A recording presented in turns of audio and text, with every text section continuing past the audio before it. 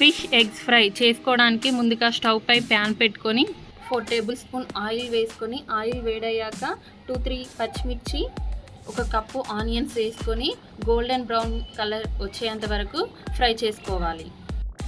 Next 1 tablespoon ginger garlic paste వేసుకొని పచ్చివాసన పోయే వరకు ఫ్రై చేసుకోవాలి. 1 టేబుల్ స్పూన్ పసుపు వేసి కలపాలి. ఈ ఫిష్ ఎగ్స్ని ఒక నిమ్మకాయ కొంచెం గల్లుప్పు వేసి ఒక 2 టైమ్స్ శుభ్రంగా కడిగి ఇందులో తీసుకోవాలి.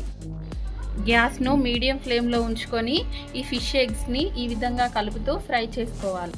ఈ విధంగా ఫ్రై అయ్యాక ఇందులోకి 2 టేబుల్ స్పూన్ కారం, 1 tablespoon salt, 1 tablespoon ధనియా పౌడర్ కూడా వేసి ఇవన్నీ బాగా కలిసేటట్టు ఒక 5 మినిట్స్ ఫ్రై చేసుకోవాలి.